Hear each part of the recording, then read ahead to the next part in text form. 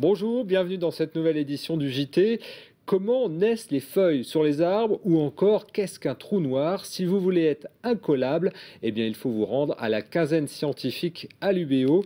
Corinne Taris, la directrice de l'UFR Sciences et Techniques de l'UBO, nous en dit plus dans un instant. Mais avant, un point sur l'actualité de ce lundi 3 octobre 2011 dans le Finistère. Une quarantaine d'enseignants de l'IFAC, l'Institut de formation des apprentis, ont défilé ce lundi devant la Chambre de commerce et d'industrie de Brest. La raison de ce mouvement, les salaires. Ces enseignants titulaires d'un bac+5 sont payés 1 240 € net en début de carrière. Les rémunérations évoluent peu. Ils souhaitent donc de meilleures perspectives. Les grévistes dénoncent aussi une dégradation des conditions de travail. Et le dialogue est toujours bouché au CMB Arkea. Depuis mardi dernier, les salariés réclament une augmentation de 150 € brut par mois. Les grévistes occupent toujours le siège de la banque au Relecq-Kéruon. Et pour finir, l'agenda social, la journée de mobilisation ce jeudi 6 octobre en faveur des retraites. L'amiral Rogel, le nouveau chef d'état-major de la marine, était à Brest ce lundi. L'ancien sous-marinier a rappelé son soutien aux marins engagés dans les récents conflits. Néanmoins, il n'a pas nié les contraintes budgétaires incontournables aujourd'hui. C'est un message de fierté que je viens leur exprimer, fierté du chef d'état-major de la marine devant le travail qu'ils ont accompli et fierté de l'ensemble de l'État devant la réactivité de la marine au cours de ces différentes opérations. Mais c'est aussi un message concernant la transformation des armées. Comme vous le savez, cette transformation est profonde. Elle génère de la part de nos marins un certain nombre de questions légitimes. Et je viens leur dire qu'il faut avoir espoir dans ces transformations qui vont aller vers une marine beaucoup plus réactive, beaucoup plus fonctionnelle encore. Mais je veux bien sûr entendre leurs préoccupations et leur délivrer ce message. Nous devons réussir cette transformation. Le deuxième porte-avions pourra être examiné, mais il doit être bien clair que tout ça doit se faire dans un contexte général de capacité de nos armées et non pas dans un contexte seulement marine. Et il serait sans doute extrêmement dangereux de vouloir à tout prix construire un deuxième porte-avions si cela devait mettre en péril le reste de l'outil. Ce samedi à Carès, c'était le lancement du Téléthon. Pour la première fois, l'opération se déroulait en public. Objectif, mobiliser le maximum de bénévoles pour cette grande opération de solidarité qui aura lieu donc dans 2 mois et qui fête cette année ses 25 ans. Reportage Marina Dété. Le Téléthon débute dans 2 mois, mais ce week-end, chaque département en France a lancé publiquement les festivités.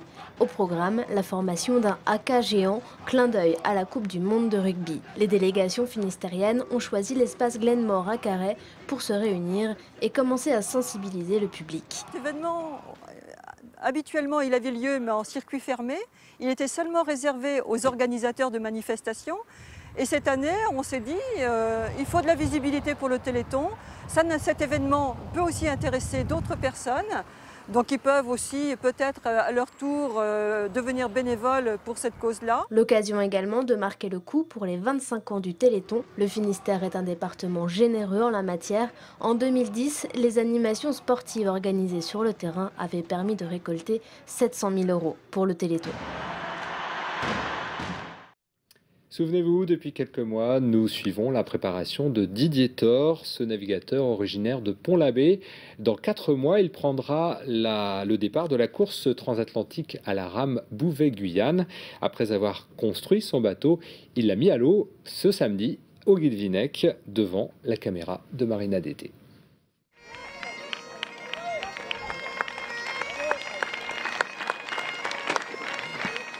Le moment est fort pour Didier Thor. Des dizaines de personnes réunies sur les pontons du port du Guilvinec pour le baptême de son bateau. Son nom, le Tocade. Il porte le numéro 29. Un chiffre très symbolique. Ce pont-labiste est le seul Finistérien engagé dans la course Bouvet-Guyane.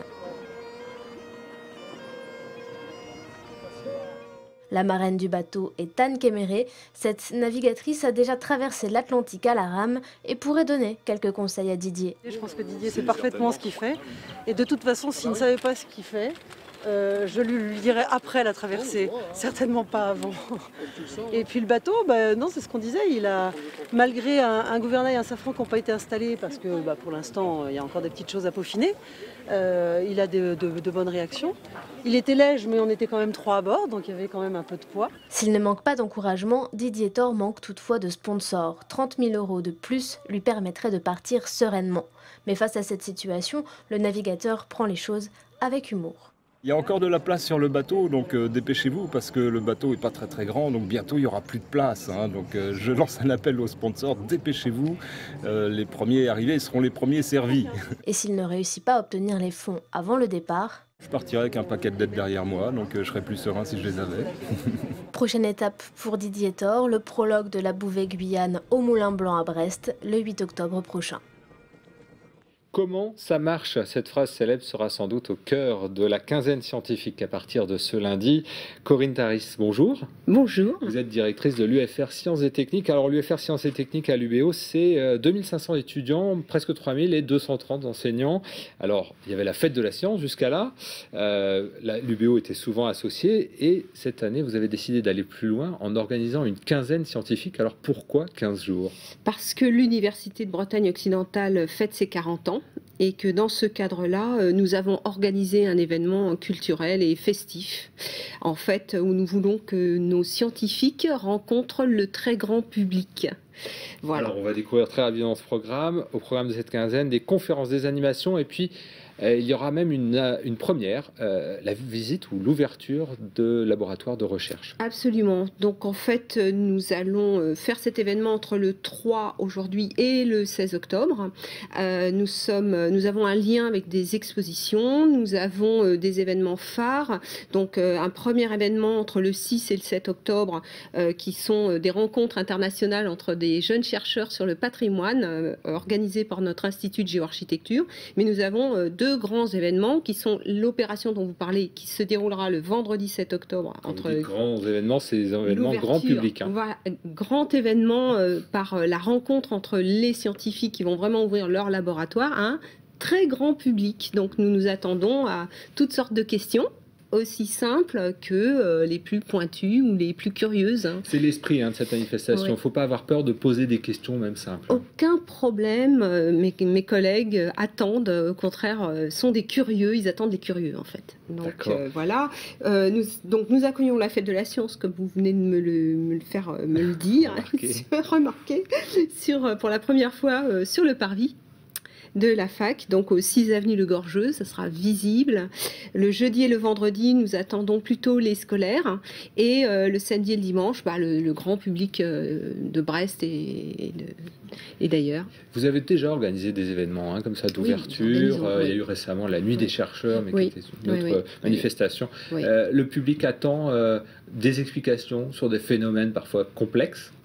Oui, il attend aussi quelquefois qu'on ouvre un petit peu l'esprit sur des formations, c'est-à-dire qu'est-ce que fait un biologiste, qu'est-ce que fait un électronicien. Ça leur permet de voir quand on est en scolarité, ça permet de voir que on peut faire certains métiers auxquels on n'avait peut-être pas pensé. Voilà, oui, ça c'est ce qui rapporte à l'attractivité de nos formations. Et justement, vous parlez d'attractivité, les formations scientifiques ont souffert un peu d'attractivité, c'est-à-dire qu'elles étaient un peu en désaffection. Aujourd'hui, ça va mieux? Aujourd'hui, dans cette faculté, ça va mieux. Il faut dire que nous avons beaucoup développé nos actions de communication, puisque là, c'est une action de communication, mais il y en a beaucoup d'autres. Il y a les portes ouvertes, il y a un concours Fête de la Science, donc il y a beaucoup de choses qui se font dans l'année. Et oui, il est probable que d'une part, nous avons des équipes pédagogiques qui accompagnent les chercheurs, qui sont très dynamiques. Je vous ai parlé de cette formation image et son ou géoarchitecture, mais on aurait pu citer biologie, chimie, etc., d'autres disciplines qui sont très, très dynamiques. dynamique. Nous avons des diplômes internationaux, il faut le savoir, on en parle très peu, des relations en particulier avec toute la zone méditerranéenne. Et oui, il est probable que finalement, on soit un peu attractif par les actions de communication et le dynamisme de nos équipes. Donc la fête de la science sert aussi à créer de la vocation scientifique. Oui. Juste, on peut rappeler, il y aura aussi un bateau phare exposé devant la fac de sciences. Oui, de l'artiste Ramine, et un ciné-concert donné par les étudiants d'une de nos formations originales qui est Images et Son. Absolument, puisque nous avons aussi une dimension artistique, plus les grands posters, les grandes photographies de la nature qui font le lien entre le 3 et le 16 octobre. Corinne Thaïs-Metz, merci. Merci beaucoup. Donc la quinzaine de la science, c'est à retrouver donc, dès maintenant et jusqu'au 16 octobre. Et puis vous découvrez tout le programme sur cette adresse internet faculté-science-brest.fr. Merci beaucoup de nous avoir suivis. On se retrouve demain à partir de 18h15 pour un nouveau point sur l'info. Merci.